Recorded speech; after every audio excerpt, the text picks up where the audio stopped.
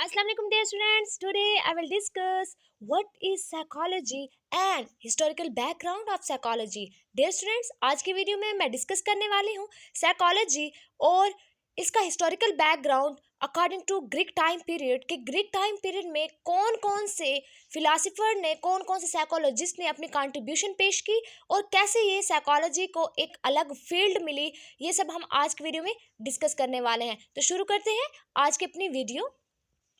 What is psychology? The word psychology comes from the Greek word psyche कि ये word psychology जो है ये ग्रीक वर्ड साइकी से निकला है जिसका मतलब है स्पिरिट एंड सोल। और ये ग्रीक वर्ड जो लॉजी है इसका मतलब होता है स्टडी ऑफ समथिंग के किसी चीज़ को स्टडी करना। सो साइकोलॉजी साइंटिफिक स्टडी है किस चीज़ की, बिहेवियर और मेंटल प्रोसेस की, कि मेंटल प्रोसेस और बिहेवियर की साइंटिफिक स्टडी जो है वो साइकोलॉजी कहलाती है।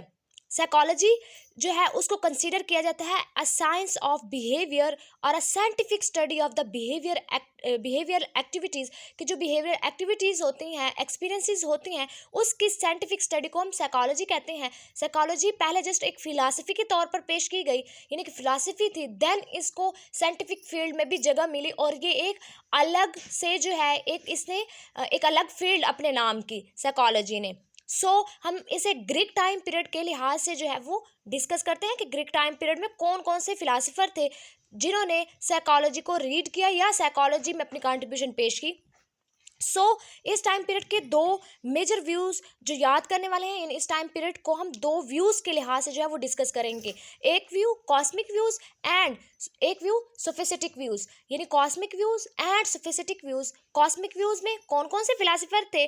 थैलिस, डेमोक्रिटस, हेराक्लिटस, एनेक्सोरा, पैथागोरस, एनेक्सोरिक्स, पैथागोरस, एम्पिडोक्लस, ये थे कॉस्मिक व्यूज रखने वाले।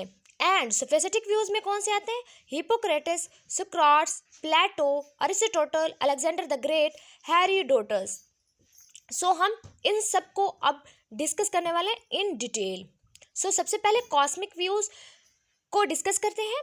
इसमें फर्स्ट ऑफ ऑल थैलेस जो है ये फर्स्ट साइंटिफिक फिलासफर थे, यानी ये फर्स्ट साइंटिफिक फिलासफर, और इनका पॉइंट ऑफ व्यू ये था कि वाटर जो है ये बेसिक रियलिटी है फिजिकल वर्ल्ड की।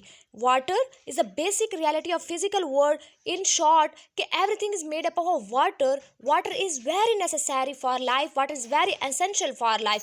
ये पॉइंट ऑफ व्यू था थैलेस का। यानी इन शॉर्ट इसने कंसेप्ट ऑफ सेंसरी थ्रेशोल्ड भी दिया, यानी इसका व्यू कि वाटर से ही हर चीज़, एवरीथिंग जो है, जितनी भी चीज़ें हैं वो सारी किससे बनी हुई हैं? वाटर से बनी हुई है इन द वर्ल्ड, यानी बेसिक रियलिटी है ये वर्ल्ड की। इसके बाद सेकंड डेमोक्रेटिस क्या कहते हैं? इसने एटम का कहा, यानी कि universe is atom moving in an order, के सब चीज़ें जो भी हैं यूनिवर्स में वो किसकी मेड अप ऑफ है?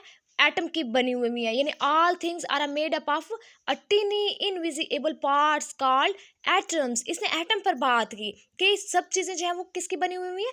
एटम्स की बनी हुई है, और एटम ही मूव ऑन करता है एक ऑर्डर में। इंसान को मूव ऑन करने या यूनिवर्स को एक ऑर्डर में लेके चलने वाली चीज़ कौन सी है? एटम है, जो कि एक टिनी इनविजिबल पार्ट है। और इसके बाद ये कहते हैं कि ह्यूमन जो है is a part of universe. इंसान जो है कायनात का एक हिस्सा है।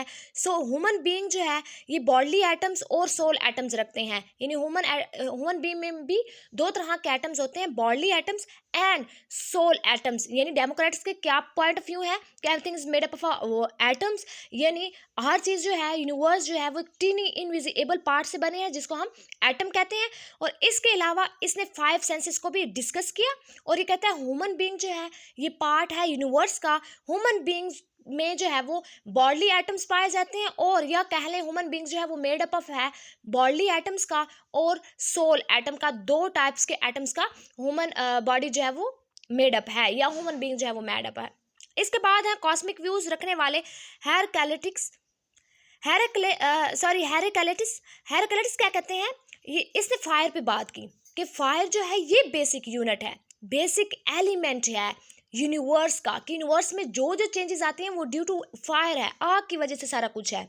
यानी इसे कहा everything exist due to fire, आग की वजह से हर चीज़ एग्जिस्ट करती है। बेसिक एलिमेंट क्या है यूनिवर्स का? फायर है। यानी जो हमारे पास थैलिस है वो वाटर की बात करते हैं कि बेसिक यूनिट क्या है, बेसिक रियलिटी वाटर है। और जो डेमोक्रेटिस हैं वो एटम की बात करते हैं कि everything is made up of atom. And जो हेराक्लिटस हैं ये क्या बात करते हैं, ये बात करते हैं कि fire is the basic elements of the universe changing every time, के यूनिवर्स में जो जो चेंज आ रहा है वो ड्यू टू किसके है, फायर के है। देन नेक्स्ट क्या कहते हैं, एम्पीडोक्लस ये कहते हैं universe is composed of fire, water, clay and air. ये कहते हैं कि जो यूनिवर्स है ये 4 एलिमेंट्स से कंपोज्ड है। वो 4 एलिमेंट्स कौन से हैं, fire, water, clay and air. इन 4 की वजह से एक यूनिवर्स जो है वो कंपोज्ड हुआ है, इन 4 चीज़ों से बना हुआ है। और ये 4 एलिमेंट्स जो हैं ये ह्यूमन बॉडी में पाए जाते हैं। कौन से, ये fire, water, clay and air. यानी इसके पॉइंट ऑफ व्यू के मुताबिक जो क्ले है ये किस चीज़ को फॉर्म करता है, ये सॉलिड पार्ट ऑफ बॉडी को फॉर्म करता है, यानी clay forming the solid part of the body. And वो कहते हैं water, water accounting for the liquid in the body, की बॉडी के अंदर जो लिक्विड है it is due to water, water account कर रहा है इसको। एंड ब्रीथिंग सिस्टम जो है वो कहते हैं breathing system is due to air, हवा है, जो ब्रीथिंग सिस्टम हम ब्रीथ सांस ले रहे होते हैं ये हवा है, एयर है। सो इसने कहा, और फायर यानी जो भी रीजनिंग एबिलिटी है हमें, यानी फायर जो है वो क्या प्रोवाइड करता है, प्रोवाइडिंग और रीजनिंग एबिलिटी। हमें जो रीजनिंग एबिलिटी प्रोवाइड करता है वो कौन प्रोवाइड करता है, फायर प्रोवाइड करता है, आग प्रोवाइड करता है। तो ये पॉइंट ऑफ व्यू थे किसके, एम्पीडोक्लस के। इसने कहा कि यूनिवर्स जो है वो 4 एलिमेंट्स से मेड अप है, और वो 4 एलिमेंट्स कौन से हैं, fire, water, clay and air. और fire, water, clay and air ये ह्यूमन बॉडी के अंदर भी पाए जाते हैं। इसने कहा कि जो क्ले है वो सॉलिड पार्ट है, यानी बॉडी का सॉलिड हिस्सा, सॉलिड पार्ट जो है वो अर्थ ये क्ले फॉर्म करता है। वाटर जो है वो लिक्विड, बॉडी के अंदर जो लिक्विड है वो किसकी वजह से होता है, वाटर की वजह से। एंड जो ब्रीथिंग सिस्टम है इट्स ड्यू टू एयर, ये हवा है। और फायर जो है वो हमें रीजनिंग एबिलिटी जो है वो प्रोवाइड करता है। ये एम्पीडोक्लस के पॉइंट ऑफ व्यू है। इसके बाद एनेक्सगोरस ये क्या कहते हैं, एनेक्सगोरस कहते हैं जो कॉस्मोस है उसको हम स्टडी कर सकते हैं किसकी हेल्प से, फिगर एंड ऑर्डर। यानी Cosmos can be study with the help of figure and order, के फिगर और ऑर्डर के हेल्प से हम कॉस्मोस को स्टडी कर सकते हैं। जैसे किसने कहा, मून की अपनी कोई रोशनी नहीं होती, ठीक है, चांद है उसकी अपनी कोई रोशनी नहीं है, moon has no light of its own, but ये रिफ्लेक्ट करता है, मून जो है वो रिफ्लेक्ट करता है रोशनी, लाइट, किसकी वजह से, यानी कहाँ से, लाइट, सन से, यानी सन से लाइट को रिफ्लेक्ट करता है। मून की अपनी कोई रोशनी नहीं होती, यानी कॉस्मिस को हम स्टडी कर सकते हैं किसकी हेल्प से, फिगर एंड ऑर्डर की हेल्प से। ये किसके, एनेक्सगोरस के जो है पॉइंट ऑफ व्यू है। इसके बाद हमारे पास कॉस्मिक व्यूज रखने वाले जो हैं वो पैथागोरस। लास्ट पैथागोरस क्या कहते हैं, ये फर्स्ट बंदे थे जिन्होंने स्टडी किया था, यानी जिन्होंने वर्ड यूज किया था फिलासफी का, यानी ये फर्स्ट थे फिलासफर थे जिन्होंने वर्ड यूज किया था फिलासफी का, ग्रेट मैथमेटिशियन थे, और इन्होंने नंबर को इन्वेंट किया था। जो नंबर्स हैं, काउंटिंग हमारे पास होती है, ये काउंटिंग को इन्वेंट किसने किया था, इन्वेंट किसने किया था, पैथागोरस ने किया था। और पैथागोरस मैथमेटिशियन था, तो इसने मैथ के लिहाज से ही बात करनी है। यानी ये कहते हैं जो यूनिवर्स में जो भी चीज़ें वो सारी सारी काउंटेबल हैं, उनको काउंट किया जा सकता है। पैथागोरस कहते हैं ऑल थिंग्स आर नंबरेबल, तमाम चीज़ें जो है वो नंबरेबल हैं, जो everything can be counted, her cheese inter relatable है, हर चीज़ इंटर रिलेटेबल है, एक दूसरे से जुड़ी हुई है, इंटर रिलेटेबल है, everything can be counted and all things are numerable. इसके अलावा ये कहता है यूनिवर्स जो है वो कंपोज्ड है 4 थिंग्स का, fire, water, clay and air. इसके अलावा ये माइंड, और ये भी बात करता है, इसका ये भी पॉइंट है, जो माइंड है वो सुपीरियर है बॉडी से, mind is the superior to body, यानी माइंड जो है वो सुपीरियर होती है बॉडी से, माइंड जो है वो सुपीरियर है। इसके अलावा इसने एक ड्रॉ किया, एक डिस्टिंक्शंस, एक कह लें एक फ़र्क, वाज़ेह फ़र्क किसके दरमियान, between soul and body, body और सोल के दरमियान इसने एक जो है ड्रॉ किया था, एक फ़र्क जो है, वाज़ेह फ़र्क जो है सोल और बॉडी का ड्रॉ किया था। तो ये थे हमारे पास कॉस्मिक व्यूज़। अब हम डिस्कस करते हैं सोफिस्टिक व्यूज़। सोफिस्टिक व्यूज़ में हिपोक्रेटिस ये जो हिपोक्रेटिस हैं ये फिजिशियन थे, ग्रीक फिजिशियंस। इनके फादर जो है ये फादर है मेडिसन के, यानी फादर ऑफ मेडिसन, मेडिसन के फादर। इसके अलावा ये कॉस ग्रीक में पैदा हुए, इनकी डेथ जो है वो भी ग्रीक में हुई। हिपोक्रेटस जो है इन्होंने एथेंस को, यानी एथेंस जो एक सिटी था उसको इसने बचाया था जब एक एपिडेमिक आया था, प्लेग एपिडेमिक। सो इसने तब वहाँ एथेंस के लोगों को इस एपिडेमिक से बाहर निकाला था। यानी प्लेग एपिडेमिक जब आया था एथेंस में, तो इसने एथेंस के पीपल्स को या एथेंस को इससे सेव किया था, इस एपिडेमिक से बचाया था। किसने? हिपोक्रेटिस ने। इस वजह से इसको बहुत ज़्यादा एथियंस जो थे, यानी वहाँ के जो रहने वाले लोग हैं, इसको बहुत ज़्यादा ऑनर करते हैं, इन्हें बहुत ज़्यादा इज्जत देते हैं। हिपोक्रेटिस को क्यों देते हैं? क्योंकि वहाँ के लोगों को इसने प्लेग एपिडेमिक से बचाया था, सेव किया था।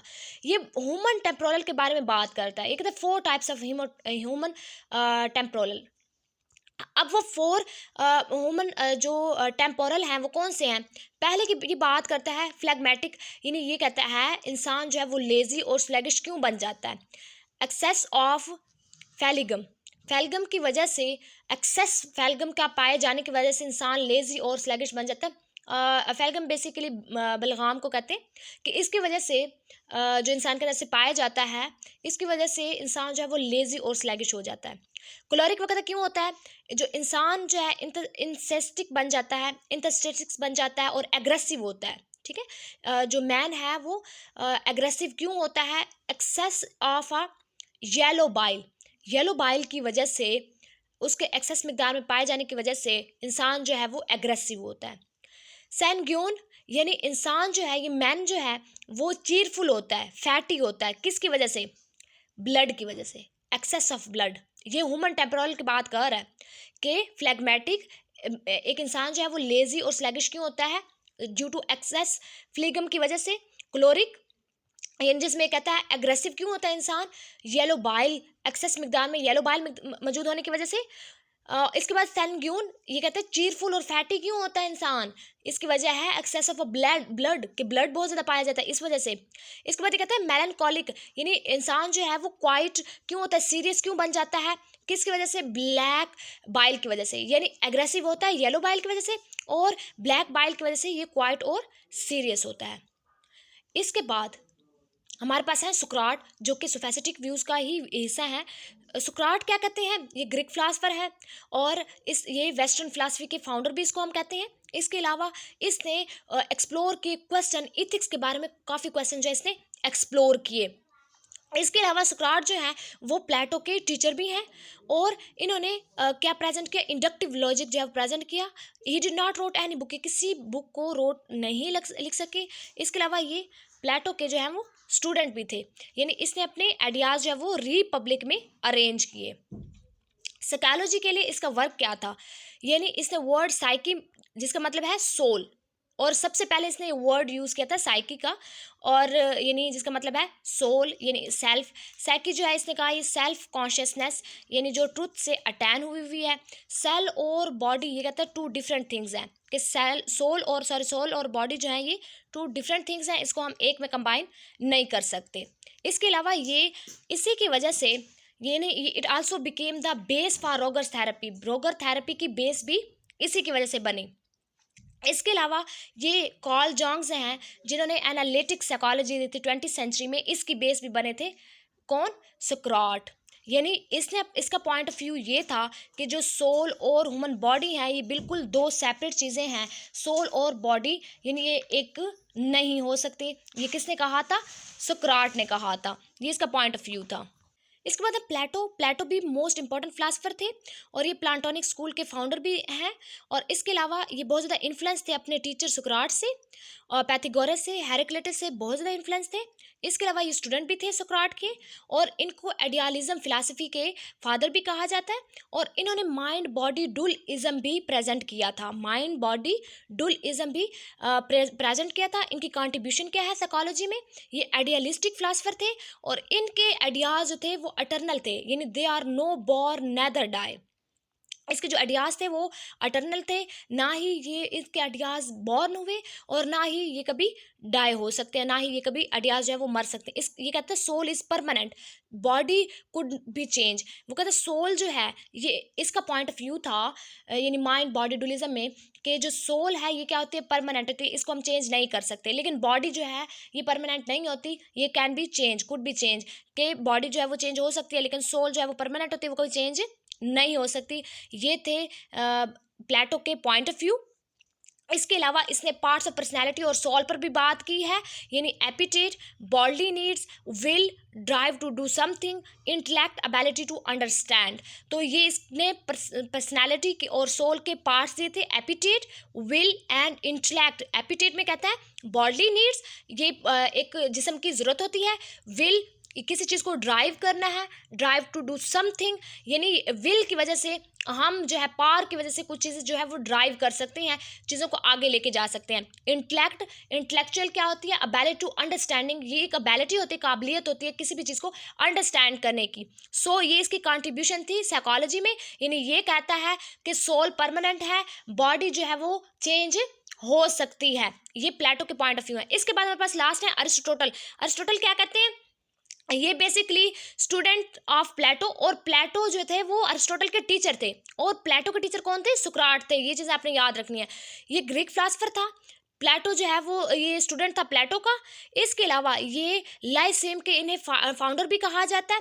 ये टोटली ऑपोजिट थे विद हिज टीचर, अपने टीचर यानी प्लेटो से ये टोटली ऑपोजिट थे, और ये अपोज भी करते थे, और अलेक्जेंडर द ग्रेट के ये टीचर थे। अरिस्टोटल अलेक्जेंडर द ग्रेट के टीचर थे। इन्होंने डुअलिज्म को रिजेक्ट किया है, जैसे कि प्लेटो ने डुअलिज्म की बात की है, उसको प्रेजेंट किया, इसने उस चीज़ को रिजेक्ट किया टोटली। ये कहता है सोल इज परफेक्ट यूनिटी, कि सोल जो है वो क्या है, परफेक्ट यूनिटी है। मैन इज सोशल एनिमल, और इसका पॉइंट ये था कि जो मैन है ये क्या है, सोशल एनिमल है। Human being is biological being, human being जो है वो बायोलॉजिकल बीइंग है। Mind is function of a body process and experience, कि जो माइंड है ये basically function of body process and experience है, कि मैन जो है वो सोशल एनिमल है, सोल परफेक्ट यूनिटी है, ह्यूमन जो है ये बायोलॉजिकल बीइंग है। और इसने टोटली अपोज किया है अपने टीचर प्लेटो को, उनकी थ्योरी या उन्होंने उनके जो प्रेजेंटिंग थी किसमें, डुअलिज्म में, उनको टोटली इसने अपोज किया है। इसके अलावा इसके साइकोलॉजी में क्या कंट्रीब्यूशन थी, इसने टाइप्स ऑफ सोल की बात किया। ये कहता है 3 types of soul, vegetable soul, animal soul and rational soul. Vegetable soul में इसने प्लांट को प्रेजेंट किया, प्रेजेंट्स इन प्लांट्स। कहते हैं वेजिटेबल सोल कहाँ पर पाए जाते हैं, पौधों में। एनिमल सोल कहाँ पर पाए जाते हैं, एनिमल्स में। रैशनल सोल किस में होता है, ह्यूमन बींग्स में। तो ये चीज़ें याद रखनी है। 3 टाइप्स ऑफ सोल की बात की, vegetable soul presents in plants, animal soul presents in animal, rational soul presents in human being. इसके अलावा इन्होंने एसोसिएशन रीजंस भी बताई हैं कि इनकी सिमिलैरिटी की बात की है, यानी similar patterns of two things. Similarity में ये क्या कहता है, similar patterns of two things, कि जब हम दो चीज़ों की सिमिलर जो है वो स्टडी करते हैं, सिमिलर पैटर्न्स को स्टडी करते हैं, तो ये सिमिलैरिटी कहलाता है। कॉन्टिग्यूटी यानी टू थिंग्स हैपनिंग क्लोज, कि दो चीज़ें क्लोज हैपनिंग हो, इकट्ठे हैपनिंग हो, ठीक है, तो उसको कॉन्टिग्यूटी इसने कहा है। कंट्रास्ट, ठीक है, तो वर्ड कंट्रास्ट हम यूज कर सकते हैं किस चीज़ के लिए, two events are totally opposite, के दो चीज़ें हैं, दो इवेंट्स हैं वो टोटली ऑपोजिट हों, तो उसको हम कंट्रास्ट कहते हैं। तो ये इसने एसोसिएशन रीजंस बताए, सिमिलैरिटी, कॉन्टिग्यूटी एंड कंट्रास्ट। तो ये कंट्रीब्यूशन थी, और इसने सोल की जो है वो टाइप्स भी बताई, और ये टोटली अपोज करता था अपने टीचर प्लेटो को, अरिस्टोटल। सो ये था साइकोलॉजी का historical background in according to Greek period. Greek period में जो जो फिलासफर थे, दो व्यूज़, कॉस्मिक व्यूज़ और सोफिस्टिक व्यूज़ की मैंने डिटेल से बताई, और इसमें जो जो फिलासफर ने कंट्रीब्यूशन पेश की वो सब और सबका point of view. I hope आपको इस लेक्चर से क्लियर हो गया होगा कि साइकोलॉजी किसे कहते हैं और इसका historical background according to Greek period. Thank you for watching my video. अल्लाह हाफिज़।